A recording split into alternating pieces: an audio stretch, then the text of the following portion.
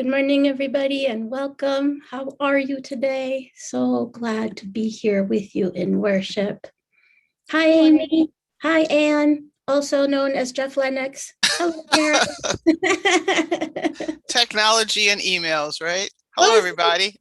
So wonderful that we can be here together and that this is possible. Even a year plus into it, I'm still pretty amazed that this is how we handle this. It's great. It's really great. So before we launch into our formal worship, I want to talk about summer and what you love about it. What do you love about summer as people are coming in and joining us for worship? Well, my favorite thing is the wildflowers and the way if you pay attention, everything blooms. And then there's also like the synchronicity, like everything doesn't bloom at the same time. You kind of expect that spring is when all the flowers come up. But if you spend a lot of time outside throughout the summer, you'll find things blooming all the time. It's incredible. That's right. That's right. How about you, Anne? I love gardening. And we gardeners know all about how different things bloom at different times. That's right. That's part of how you design things. Yeah. You have a fierce garden, Karen. Oh, I don't. I just simply benefit from the fruits of the garden. Ashley Haran, my partner, has made an incredible garden, and it's a little tough this year because of the drought. But it's wonderful to see things bloom and burst through. But my favorite thing about summer, it's really weird because I told my daughter this the other day as I cranked up my favorite song in the car driving down the street and opened up the windows. There's nothing better than loud favorite music songs driving down the street when it's like 85 degrees. Nothing better for an urban person. Love it. That's awesome. That's awesome. My favorite thing is a ripe peach. Ooh. And the way it drips. Oh yeah, I might have to rethink my answer and say Well, thank you for sharing your favorite thing, and thank you for being our care companion today. Let's get started with our worship service. Welcome to all of you. I see that you are already introducing yourselves in the chat. Well done. My name is Julica Herman de la Fuente, and I am the Director of Liberation and Transformation Ministries here at First Universalist. We're really glad that you're with us, streaming from points south, north, east, west, all around from 3400 DuPont Avenue. And whether you're here with us live this morning or you're watching this later on YouTube, we're really glad. We're really glad that you're here. Some folks have already started saying that they're here from Mississippi and from different places in the chat, in St. Paul, in a temporary home. Karen, welcome. So please tell us in the chat and make sure that you're sharing with panelists and attendees, where are you coming from if you are here live? And if you're having trouble hearing us, please let us know in the chat box, and Allison and John, who are our tech wizards in the background, will be glad to help you out. For over 160 years, in the Universalist spirit of love and hope, we have been the people who give, receive, and grow together. We are the people who welcome, affirm, and protect the light in each human heart. We listen deeply to where love is calling us next, and with humility, courage, and compassion, we act to create a more just world. We do all of this as a faith community committed to ending all forms of oppression and especially committed to racial justice. This is the life that we invite you into when you journey with us, and this is the spirit alive in our worship today. It's good to be together today and to anticipate a time in the near future when some of us will be able to gather in person again, and where all of us will be able to remain connected through the magic of the technology and the internet. Being together and pausing to reflect on our lives and our communal work is good for our souls. Also good for our souls is when we reach out, when we need support. And so Anne McBain is our care companion. Those of you who were here at the top of the service saw her. And the link is in the virtual order of service and on our website. If the service stirs something up for you and you would like to speak with Anne in a private Zoom room, please reach out. Thank you, Anne. Today after service, we will offer First Step, which is a brief casual orientation to Unitarian Universalism and to First Universalist Church. It's facilitated by one of our members. It's about 40 minutes, and participants will learn about the foundations of our faith tradition and opportunities to get involved. A link to join is available in the virtual order of service as well. And there you will also find the link if you are registered for a summer small group, which meets right after the service.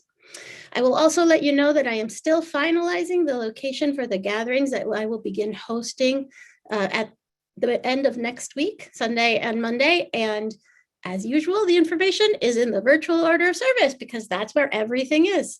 So please check those links and sign up if you haven't already, and stay tuned to the Liberal this coming week for the location of our gatherings. As we begin our worship service, let's take some smooth breaths together. Let's take a moment to ground in our space and in our bodies in whatever way feels good and helpful to each of us. I invite you to take a moment to just breathe, arrive. Let go of the things that were before.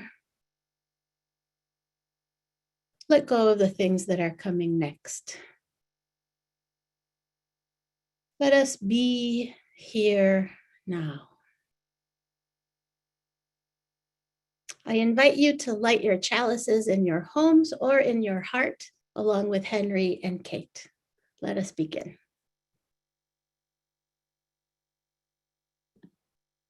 Love is the spirit of this church, and service is its law. This is our great covenant, to dwell together in peace, to seek the truth and love, and to help one another. Good morning, everyone.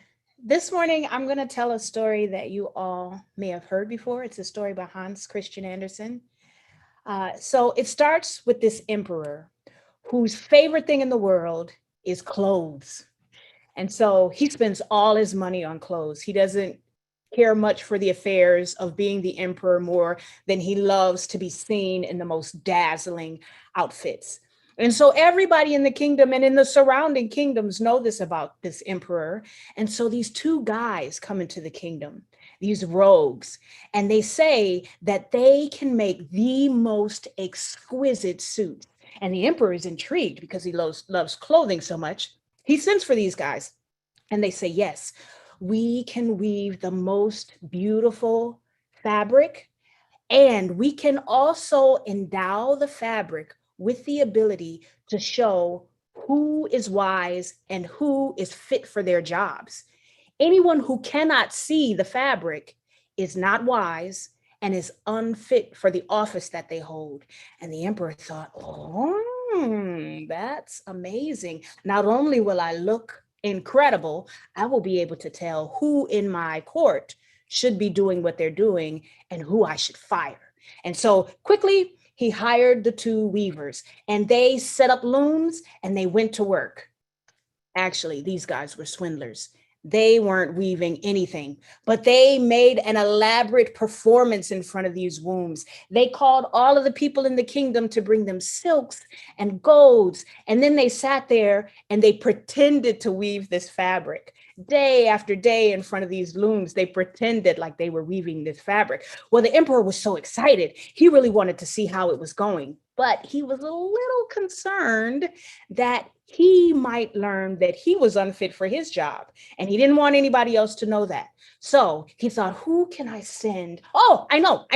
I'll send my top advisor. I know him to be wise. I know that he is perfect at his job. He will go and look at the fabric for me and tell me how it's going. So he sent his top advisor to the room where these two men were working. And when he walked into the room and he saw the looms with nothing on them, he thought, oh, am I not wise? Should I maybe not have this position in the court? And the two weavers said, oh, come closer. Look at this. Do you like the design? Do you like the colors that we've chosen? And the advisor said, yes, it is extraordinary. The emperor will be so pleased. And so he went back to the emperor and he said the same thing. He said, oh, it's incredible. You are going to love it. Well, a little more time went by and the emperor was growing more and more excited about this beautiful suit that was being made for him. And so he said, I'm still not ready to go look at it myself because I don't know what's going to happen, but I'm going to send someone else. And so he sent his second top advisor, who once again went to the room where the two men were working, weaving this imaginary fabric on these huge looms. And he stepped into the room and he too thought, I don't see anything good. This doesn't mean that I'm stupid and unfit for my job. And the weaver said, we are beginning to put the fabric together and to make the jacket. Look at this jacket. Do you like the cut of it? Do you think the emperor will like the style of this jacket that we're making for him? And the second advisor said, yeah, oh yeah, that's amazing. I have never seen anything so beautiful, so exquisite in my life. And he went back to the emperor and he told him the same thing. He said, it's amazing. You're going to love it. Don't you worry yourself at all. You will be the talk of all of the kingdoms. And so finally, the day arrived when the weavers said that the suit was complete. And so they sent for the emperor, and the emperor walked into the room and they said to him, what do you think? What do you think? Look, we were told that you would love these colors and this pattern and that you would love the way that everything is cut. And the emperor said, yeah, that's amazing. He couldn't see anything at all. He said, it's the most beautiful thing I've ever seen. I can't wait to, can I try it on? Can I try it on? Will you put? And the weaver said, yes, we'll put it on you now. And so the king sent word out. I'm sorry, the emperor sent word out throughout the kingdom. And he said, gather all of the people to see my suit.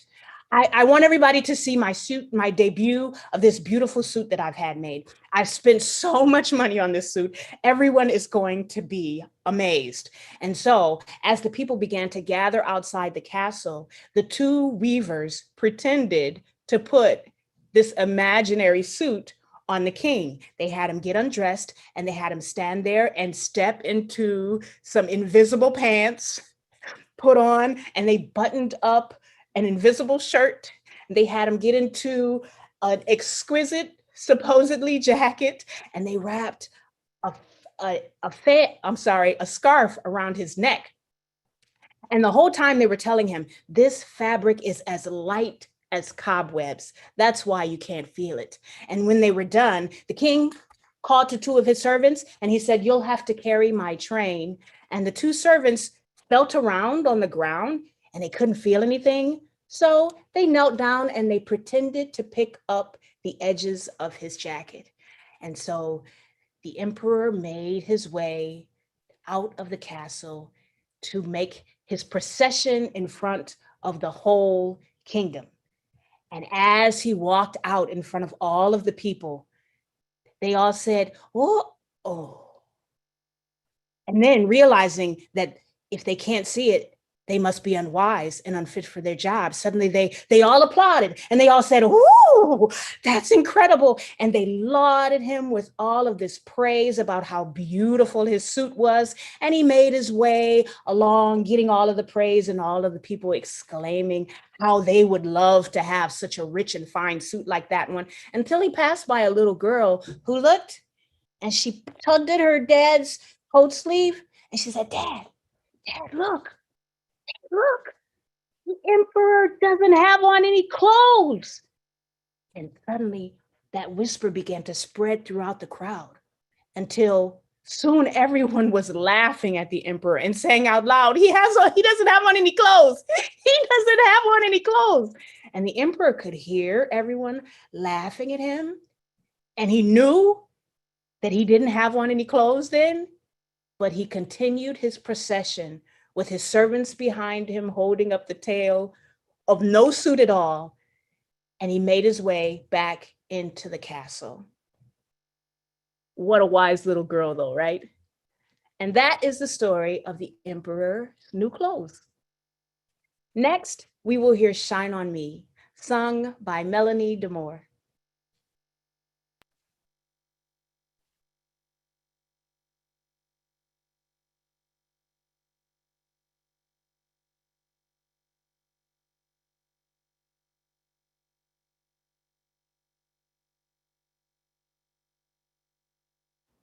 Hello, you family. I'm going to sing a song with you called Shine on Me. It's an amazing spiritual that anybody can sing. And in these days when the things that we're dealing with, the feeling separate and all of that, and things seem so hard, this is one of those songs that you just throw your head back, put it in your medicine kit. All you have to do is ask. And here's how it goes. Shine on me, oh shine on me. Let the light from the lighthouse shine on me, oh shine on me. Yes, shine on me. Let the light from the lighthouse shine on me. Lift me up, oh, lift me up. Let the light from the lighthouse lift me up, oh, lift me up. Yes, lift me up. Let the light from the lighthouse lift me up. Oh, hold me close. Yes, hold me close. Let the light from the lighthouse hold me close. Yes, hold me close. Oh, hold me close. Let the light from the lighthouse, please, hold me close. Oh, shine on me, shine on me. Yes, shine on me. Let the light from the lighthouse shine on me. Oh, shine on me. Yes, shine on me. Let the light from the lighthouse shine on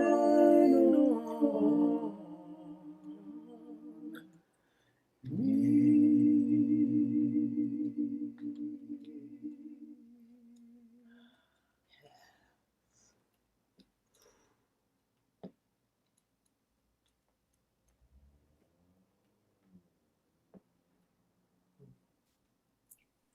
All you have to do is just ask.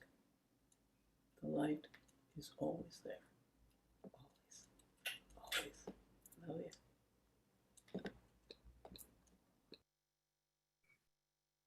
yeah.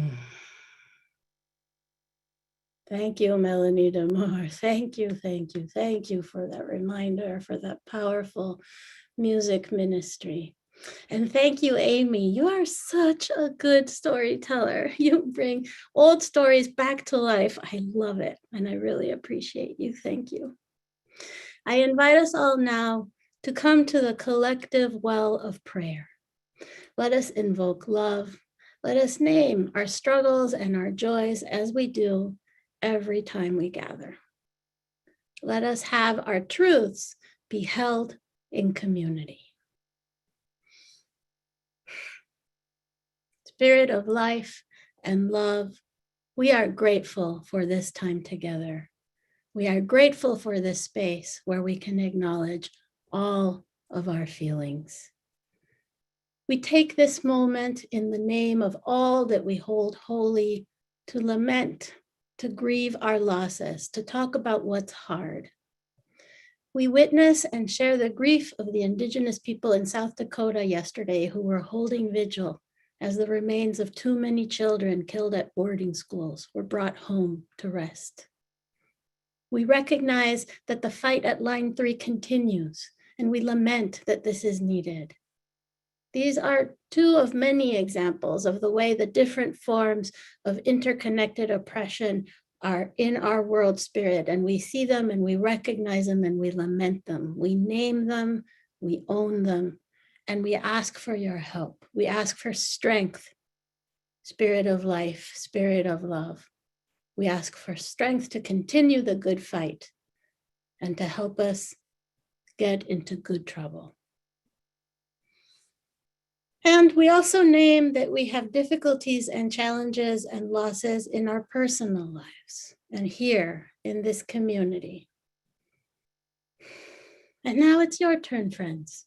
Tell us how it is with your spirit this morning, and what would you have us hold with you? What is hard?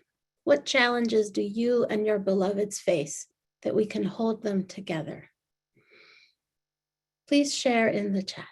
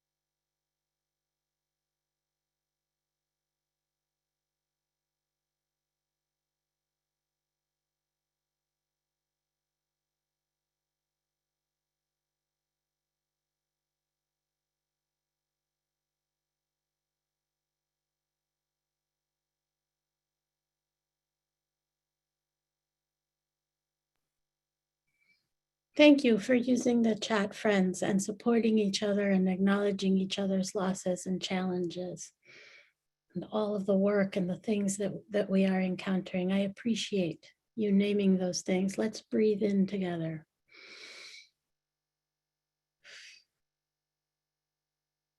And let's also make room for what's good, for the small daily miracles that help us stay resilient and connected, that help us keep going.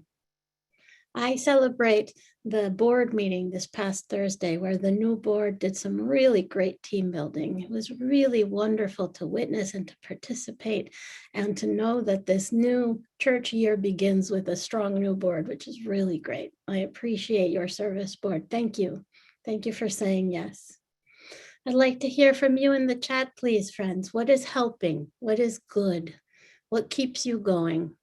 What is a gift that you name and receive?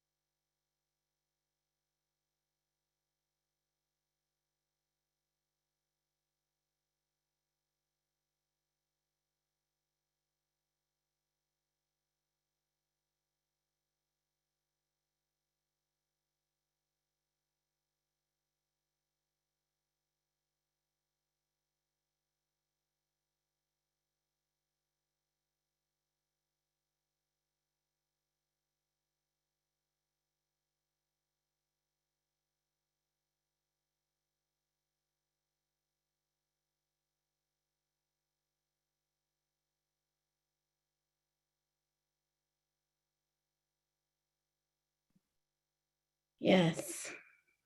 Yes, music and butterflies and family and flowers and gardens and time outside. Yes, all of the things that help us keep it together and keep going. All of those things are true as well. For the things that we've shared and for the things held quietly in our hearts, holding it all, together we pray. May the grip of addiction be loosened. May the weight of oppression be lightened. May grief be shared. May joy break through. And may love make every suffering bearable for us all. Amen. Please join in singing Spirit of Life with Andrew Trolley.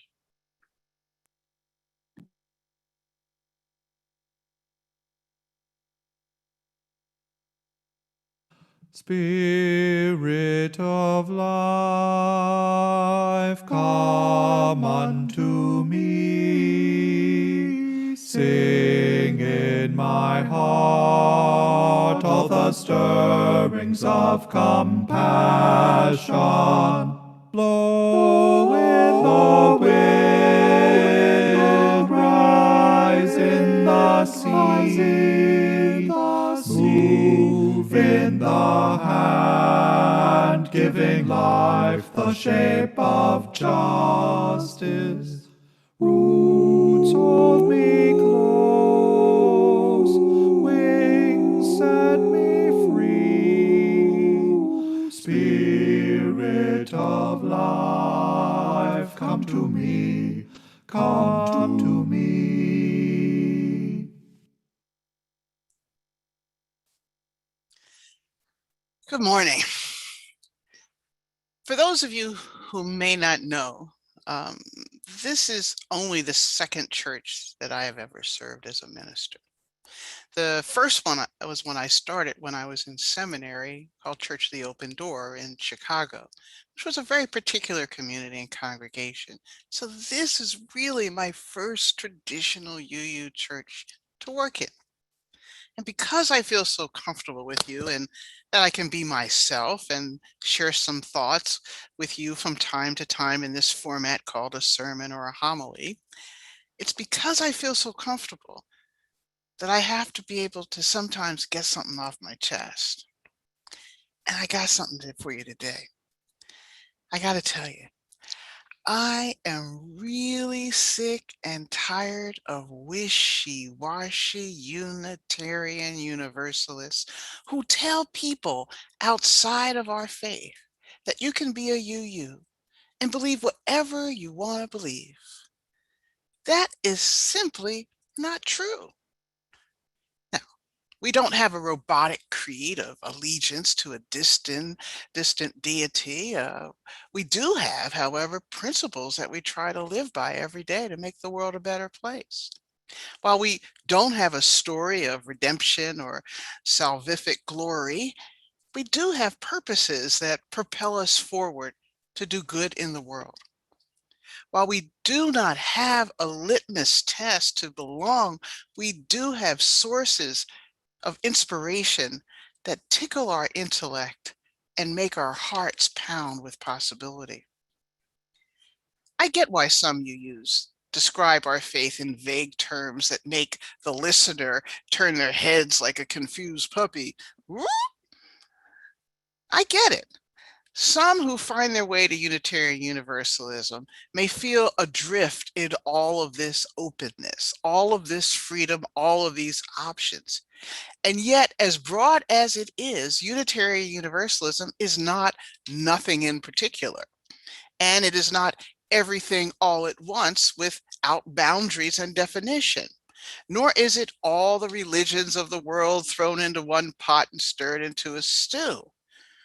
It is a particular tradition in itself, primarily an American tradition, a particular river of progressive ideas and vision. It's a living family. It's a living family tree that's rooted in our uniquely American evolution. Think about our faith as being really, really wide, but defined by a trunk that's clear and present, while sprawling branches that extend like the roots of aspen trees. That is our faith. Now, today and next week, when I'm also preaching again, I want to address not our expansive vagaries. We have plenty of that. But really, I want to focus on our vertical specificity. Not our expansive vagaries, but our vertical specificity, by exploring the sources of Unitarian Universalism. And today I want to look at the second source of Unitarian Universalism.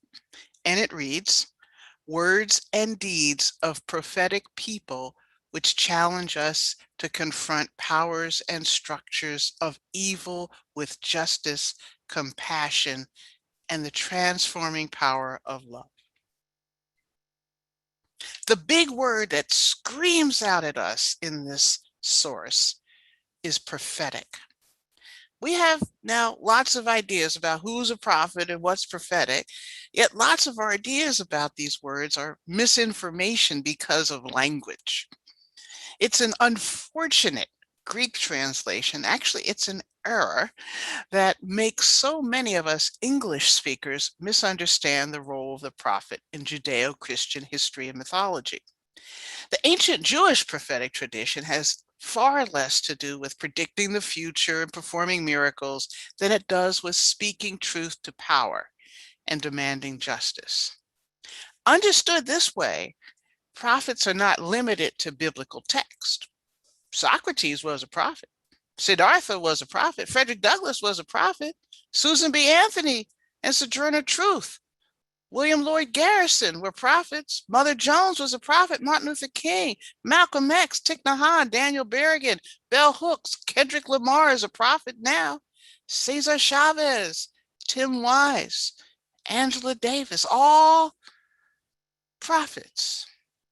So here's the thing, friends, about our second source that really should make you scared. In fact, it should fill us with a healthy level of fear and anxiety.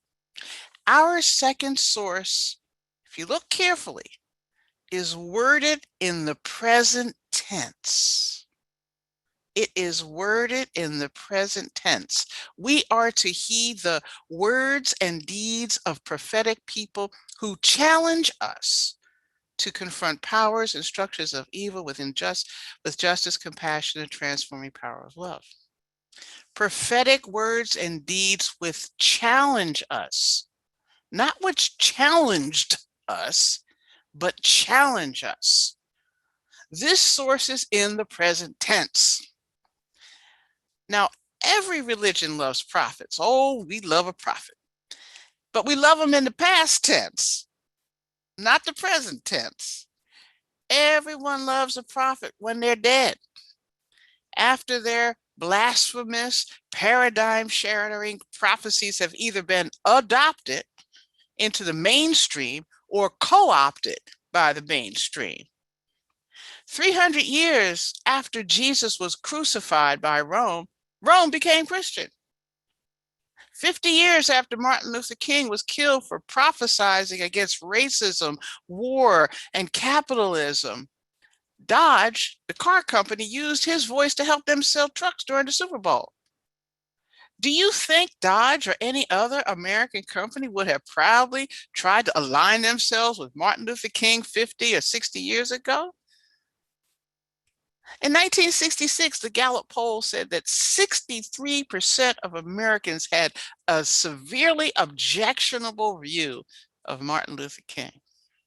But now, decades later, MLK has his own holiday, streets are named after him, parks in every city, statues of him have been erected, and every year we hear his words decontextualized and watered down so much that even Mitch McConnell quotes Dr. King on January 15th. People love prophets, but only in the past tense. In the present tense, prophets are vilified because prophets in their own time are the first ones to demand change. They are the first to speak up and speak out. They are the first to stick their necks out and preach against the injustice that we all take for granted. A little nerdy digression here, if I may. Interesting that the third translation for the Greek word prophecy suggests that the Greek prefix pro, P-R-O, in addition to meaning before, both temporally and spatially, can also mean first. It can mean first. Thus, the prophet is literally the first to speak. Prophets are the first to declare something we presently accept as good to actually be evil. Evil. Now, I'm not going to debate theodicy here, but believe me, evil is a thing. Evil is a thing.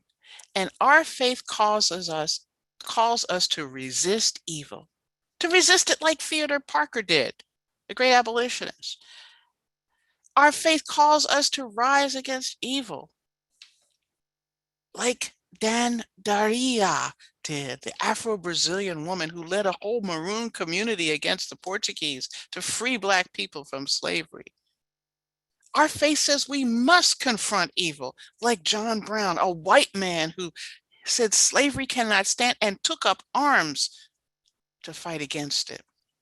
Our faith says we should transform reality, like Black women did in Georgia, who voted like our whole country's democracy depended on them in November. Our second source calls us to heed the prophetic voice, the first speakers in the present tense. In other words, our faith doesn't allow us to wait quietly in the shadows for 300 years or even 50 years while twiddling our thumbs after the first rebuke by a prophet. Our faith does not give us the luxury of waiting around for history to vindicate a prophetic message before we cast our lot with the prophet. Our faith calls us to contemporaneously respond to the prophet. Now, friends, when it comes to prophets of social justice, our faith calls us to be what I'm calling today is a theory called the first follower. The first follower theory. Some of you may be familiar with this theory, and for others, it may be new. So I asked Amy to tell this story today very specifically about the emperor who had no clothes, because it's a perfect allegory. It's a perfect metaphor for prophecy. That little girl was a prophet. That little girl who says, "Daddy, this man is naked, walking down the street."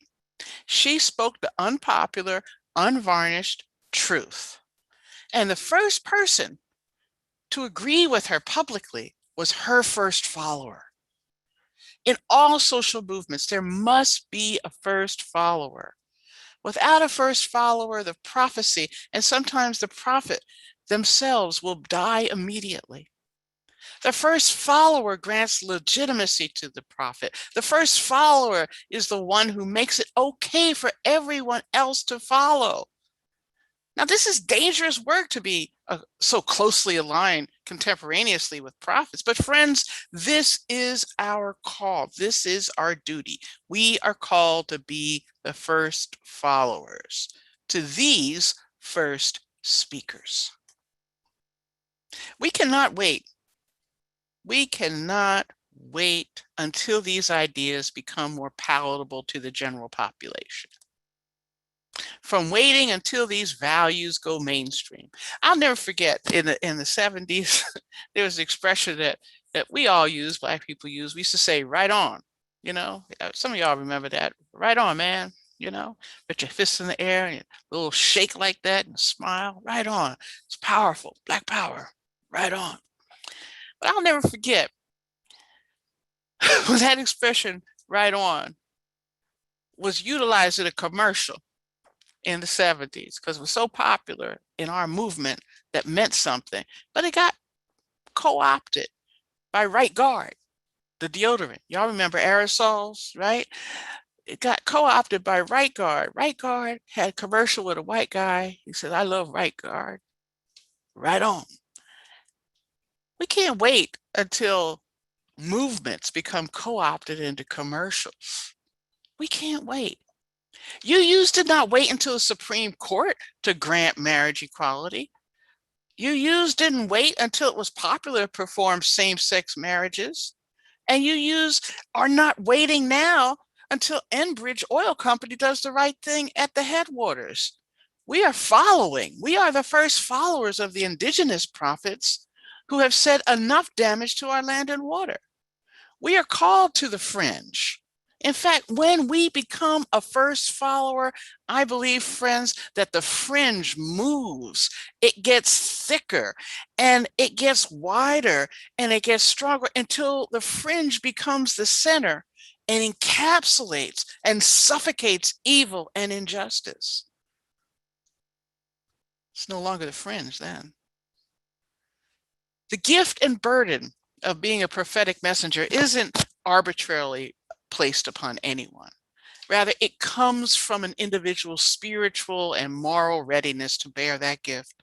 And that burden of being a Navi, a messenger, and to carry out its demands. The ability to be a prophetic voice rests upon the strength and persistence to withstand others' apathy, their callousness, their judgment, and sometimes their hatred of the surrounding community, and to keep calling it out over and over and over again because it's burning in their heart.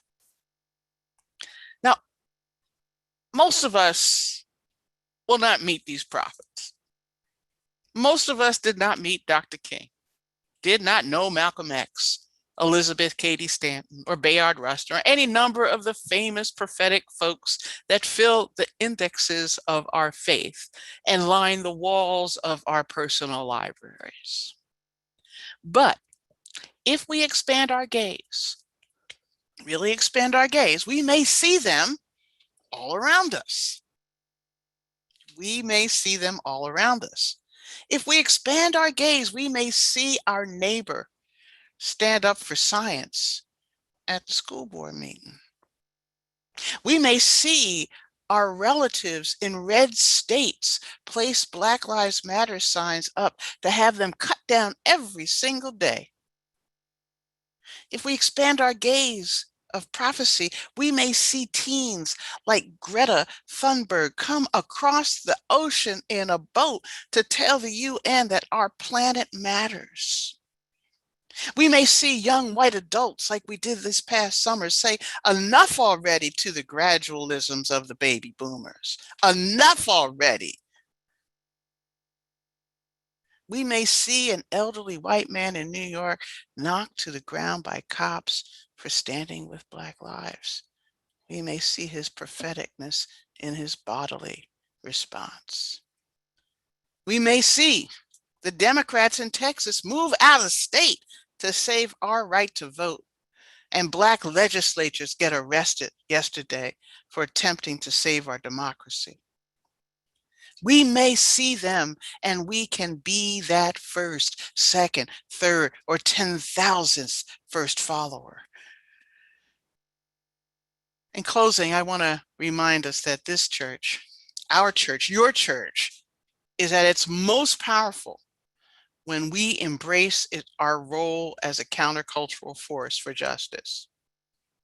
And I want to leave you with some excerpts that have been adapted from Dr. King himself. And he says this: the church must be reminded that it is not the servant of the state, but rather the conscience of the state. It must be the guide and the critique of the state, and never its tool. If the church does not recapture its prophetic zeal, it will become an irrelevant social club without moral or spiritual authority. If the church does not participate actively in the struggle for peace and for economic and racial justice, it will forfeit the loyalty of millions. But if the church will free itself from the shackles of defending the status quo and recover its great historic mission and speak fearlessly and insistently in terms of justice, it will enkindle the imagination of humankind and fire the souls of all people, imbuing them with a glowing and ardent love for truth, justice, and peace. Now that was a prophet. Next week, I'll tackle our fifth source in another sermon. So read up and engage our faith. Blessed be. And now, a friend and a prophetic graduate of Luther Seminary, Joe Davis, is going to share with us what we need to do. We need to show up, be that first follower.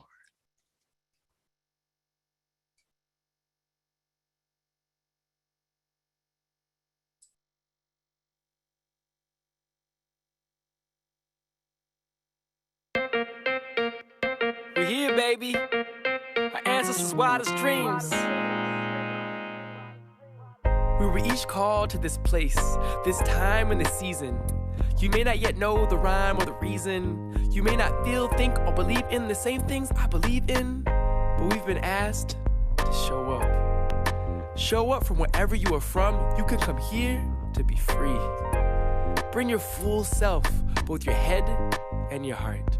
Your hands and your feet, and anything and everything infinitely beyond any duality, your sexuality, gender, race, age, or ability. We all have the ability to be.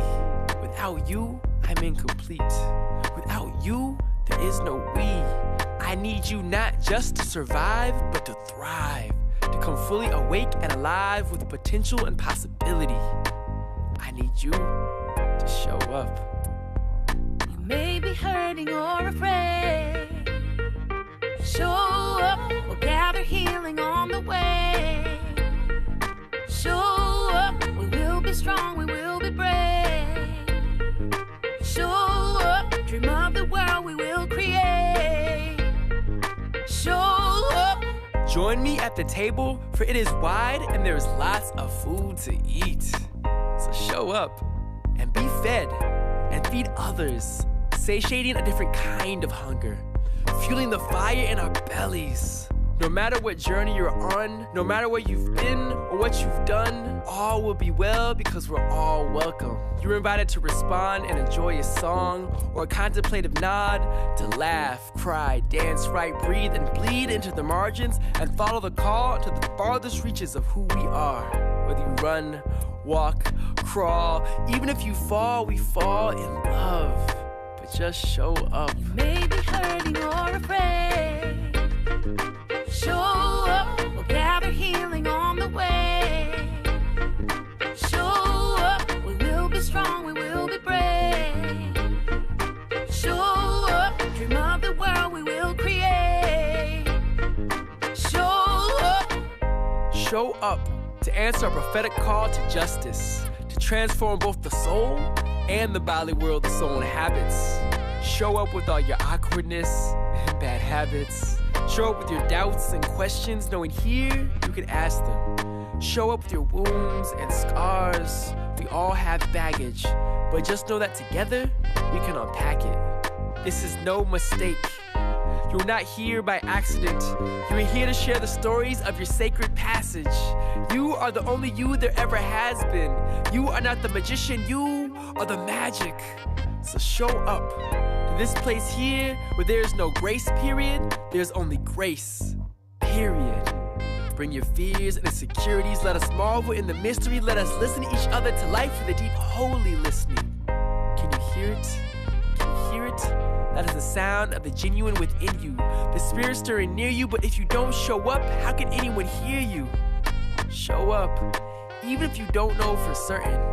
You may have the truth and healing for which this world is searching. In this grand universe, we are but small workers, but with a big purpose, because of our hearts widening the circle. Hearts that are open, hearts that are broken, so a little light can shine through, a little hope for the hopeless. Came with a swag that was so unique. Fly the flag and embrace the freak. Bring your off-pitch singing and your ugly feet. You're a piece of the puzzle and the puzzle is piece. It's like that, y'all, that's all. You don't have to act hard, you can just relax, kick back, take the mask off. That costume costs a lot. Don't watch all your thoughts come off the top. Don't wait till you got it all down. You might dig it like a volleyball. Found life where you only thought death was. Guess what? You messed up. Think you're extra. Don't diss the disbelief. Don't miss the mystery. Your history's history. Without you, this place is incomplete.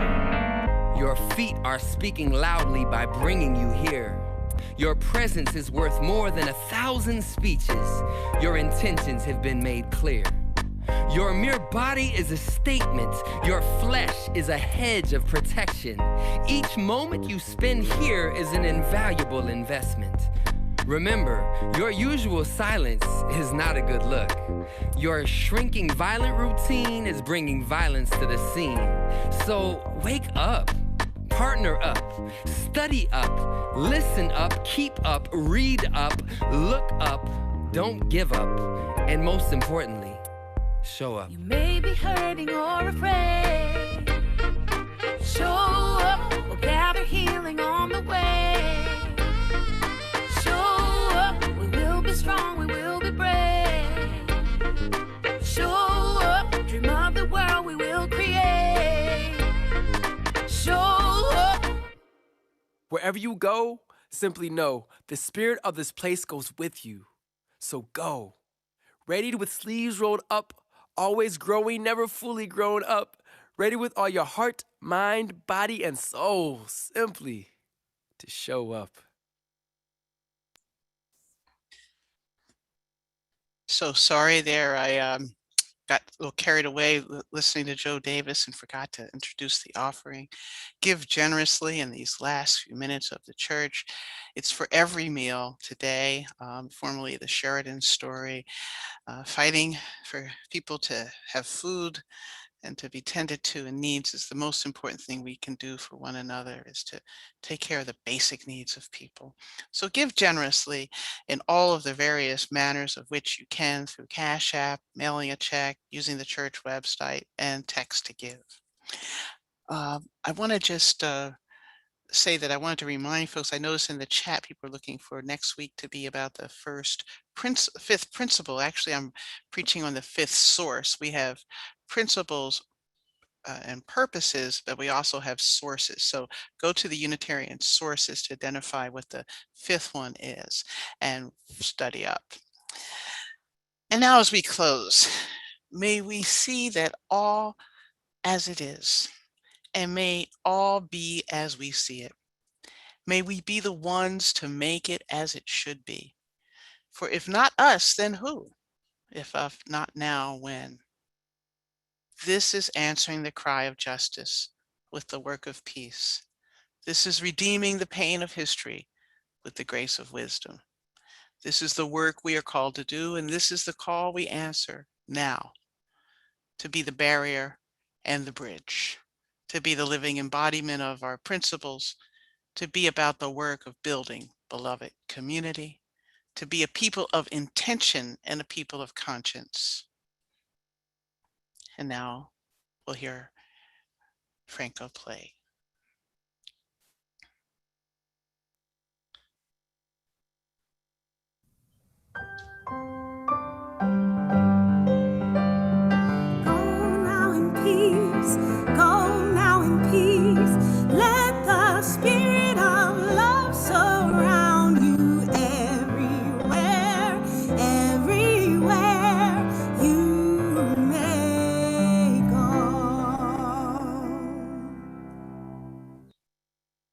As we extinguish our chalice, remember that out of the flames of doubt, we rise to embrace the mystery, wonder, and awe of all there is and all that's yet to be. Out of the flames of prophets we follow. Let us say to one another as we extinguish the chalice, I will lead and I will follow. I will lead and I will follow. Blessed be.